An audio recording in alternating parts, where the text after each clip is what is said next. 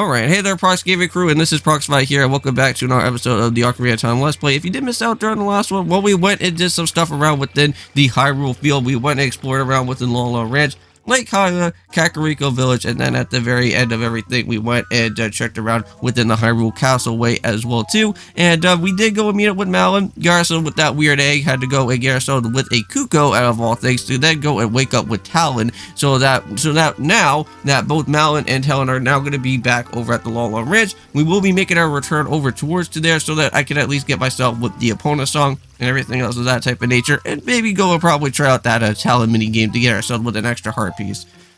Now, I know that during our time of Lake Hylia, if you guys do remember, we had to go and get ourselves with the Scarecrow, so that at least when we're young Link, we can at least go and teach him a little bit of a song for him to go remember during our time, so that later on, once we go and head off into where the where to the Door of Time is going to be, and for us to go and become the adult Link, we will have to go head back over to Lake Hylia and then get ourselves with the Scarecrow song, which that will be really nice, so that we can be able to get ourselves with some brand new rewards later on down the road, such as heart pieces, and also with some extra chests along the way, such as getting some extra rupees and everything. But now, since we're over here, over at Hyrule Castle now, and after having to go wake up from Talon, that was basically happening around within this way, time to do some Metal Gear Link type of style to head on over towards into where Zelda's going to be.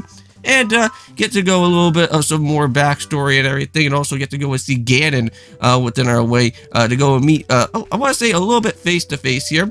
Now, here in this area of Ocarina of Time, within here of meeting with Zelda, there is a little bit of a hidden Easter egg, and if you go and kind of use your first-person mode with like the slingshot or something, you can actually see just off into the distance there in one of the different windows, you can see that there's all the different Super Mario 64 characters that are all around.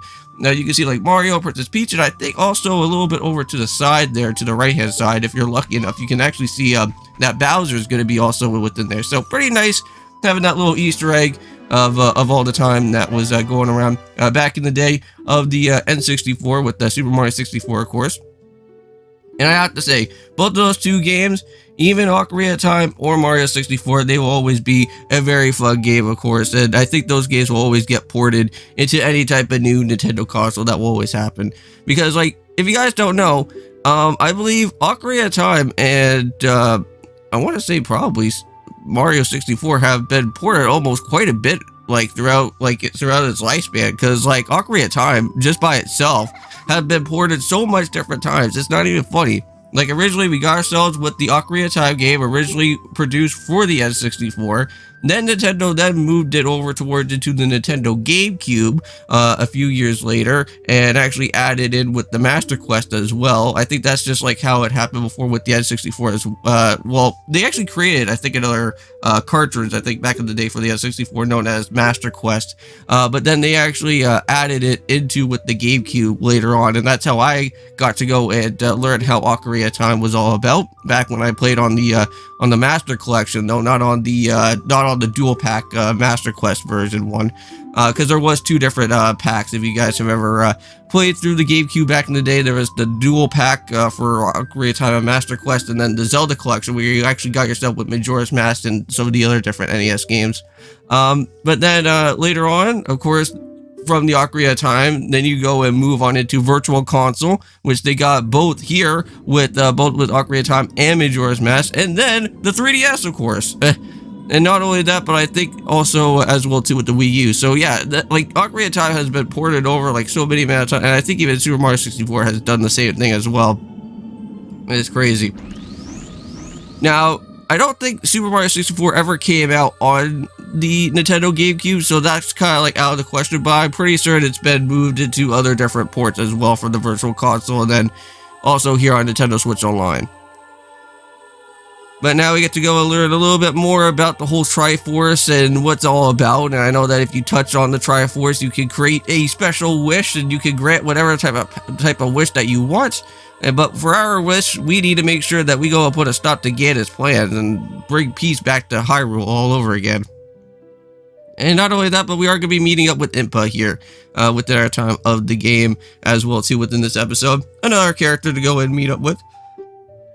Now, I know that later on, when we start reaching our way back to Kakariko, because I know that we are starting to make our way on into where Death Mountain is going to be, so that we can at least try to head off into where the Gorons are going to be happening. I don't think that will be into our way there yet, into Goron City, so we'll have to wait for that until the next episode, but at least we'll get ourselves the door opened up into Death Mountain and actually go and speak on over towards to that soldier, which, I have to say, for me personally, though, is that I hate that soldier that is in this game, because at first, like, when you go and meet up with them and you finally get that letter so that you can go and speak on over towards into that where that soldier guy is at, it'd be like, hey, well, I got this letter from Zelda, I'm gonna go and try to save Hyrule, and that's what I'm here to go do. And then basically all of a sudden the soldier that's there basically starts laughing at you and thinks that, like, like, this young kid, he's never gonna go and basically save Hyrule and blah blah blah. And it's like, oh my god, that soldier guy is so annoying. But you know what? We'll prove him wrong. You know what? We have done it before. We've done it plenty amount of times in randomizers. We've done it here in even in a regular Let's Play on the N64. So this soldier guy should have nothing to go and be trying to laugh his way over here again. So now I believe she's going to go and tell us about the Ocarina of Time, the item that we need to go and literally find at some point later on within the game. The only type of ocarina that we only have at this point right now is only Saria's ocarina, but later on we will be finding that ocarina, and it's going to be like somewhere in the moat, right? Like somebody like tosses it and like throws it into the moat there, and then we have to like swim and pick it up. I think there is an extra bottle that we can actually go and find too, and I don't really, and I think I may have probably forgot about it, because we do get that message in the bottle, but I don't think that, I think that needs to be Zora skill, I think, requirement though, because I don't think you just normally just go and just dive down and pick it up right away. But yeah, we do get ourselves with our very first bottle of the game. But we have to do that with the Kuko mini game, which you guys are not going to go and see all that too much. I don't really want to bore you guys too much to death with me having to go and literally find like all 6 different type of Kukos, which I'm pretty certain, I think there is 6 of them, right? Like I don't think you guys really want to see me go after all those Kukos. Now, some of them are in some very weird and predicament spots that happen within the game, though. I know that there's like one that's inside a crate. I know there's one, there's like actually a few where I think like they're behind like somebody's house. Now, I remember when I first went and played through Ocarina of Time, I didn't even know exactly where the heck that those things were even going to be anyways, where those Kukos were. Because all I remember is that there was like one at like the front of the entrance, and that was like the first one that you could at least go and spot out like right away. And then like, then there was like a few other ones that were just kind of like just scattered around, but never would I thought that, that there would be some Kukos like behind like in an area that like we couldn't really go explore all that too much, because you actually do need a Kuko to actually fly on over into the other way there. Now technically you can actually go and jump over that little fencing part just without having a Kuko, but it's very, very, very hard to go and do. But you have to like time out your roll and then jump like with the jump slash at the same exact time. Like, I know how that little trick works, but it's very, like, very timely, and you have to, like, time it out at, like, at the right exact moment. So I'd rather just go and just use the, look at Link's eyes. You just, like, see something, like, brand new, it's like, oh. I just love the way of, like, how, like, Link starts, like, getting, like, all, like, surprised or sees something in shock and awe. Yeah, we are a brave lad.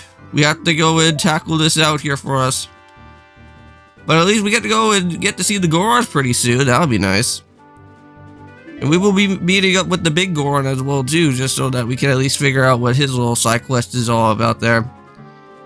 Because I know that we need to go and give him some sort of like ointment or something for his eyes or something, because of like the ash or something that kept on like hitting his face or something. I think that's what happens, right? And then once we go and take care of that, and then gives him his ointment or whatever, then he will give us the big Goron sword afterwards. Even though that, unfortunately, I don't think young Link can even hold the big Goron sword. I think that's meant for more so of the adult Link there. Alright, so there we go. So with Impa running away, it's onwards towards into Kakariko Village. So here we are. And at least we get to actually go and finally do this in the daytime, right? I know that last time when we went and showed up here, we had to like do it all at night. So that was just only because of me just doing my Skulltula collecting, and also too, not only that, but doing some little side things that I could just kind of go and take care of. But now here we are in the daytime, and now things are a little bit more lively here. Yeah, I should have just went and picked up with that Kuko, because I know that, like, that was, like, the last Kuko that I had to go and pick up, because I don't know why, but for some reason, I just literally thought that, oh, am I missing, like, a Kuko? And then, yeah, of course, it was that Kuko right there at the very beginning of the entrance. Yeah, so now we have to go and talk to Anju. If you guys already know about who she is, she's also from Majora's Mask, that plays a little bit more of a more prominent character in that game compared to here into this one. This one, she's not really all that too prominent. She's just more so afraid about with her allergies and around with all these Kukos out here. And yes, apparently she does have some sort of allergy where she doesn't really want to go and have to pick up with these Kukos, and we have to be the one that has to go and do it. But that's fine. You know, that's what we're all about here in Legend of Zelda, is helping out with anybody that's here, and we get rewarded for it, right? So there we go. And I know that we'll have to go and talk about the Anju again at some point later on anyways, I think for the side quest mission, right? With the whole Kojiro situation that's going to happen, so I'll have to wait for that. So there we go, guys, so with the empty bottle, our very first bottle to be exact. So now we get to go and put that to some good use later on. I don't know exactly what we're going to have to go and do with that, unless we want to go and use that for a fairy bottle, which I would not mind having some extra fairies along with our disposal, because they are going to become very nice. Maybe we could go and probably put Navi in there, and maybe we could go and use Navi as like our fairy of the bottle. I think that would just break the game, I think, to be honest with you. If there was an actual way to literally have Navi in a bottle to literally become like acting as like a regular fairy. But yep. So basically the soldier is gonna like try to read the letter, and now this man is like laughing at us, thinking that like yeah just, like some young kid is gonna literally go and try to save the world. Yep. But you know what? That's what I'm here to do, right, man? But you should already probably know this by now, because we've done other things before heading on into this reboot series. I wonder what's going on here, and wonder why I was taking a little bit of my sweet time there. Maybe I had to like look at my phone or something. I can't even remember. But there we go. So now the gate is finally opened, and I believe we will be doing that and everything else there with the Death Mountain for next time. And also as well too, we will be taking care of the Happy Mask Salesman, which I believe that we are going to go and do that first, so that we can go and grab it with the Key to Mask first and start off with the little side quest for the Happy Mask Salesman, so that we can at least go and get ourselves with a piece of heart later on, just so that we can be able to go and add another heart container to our well, over here to the lake, of course, so that we can be able to withstand a little bit more damage from enemies, which that'll be really nice. Yep, so now he basically goes and says that we have to go and get like a mask for him for his kid, because apparently he needs a mask there. I don't know why he can't just go and afford it for himself, but you know, I guess sometimes he has to go and talk to us, I guess.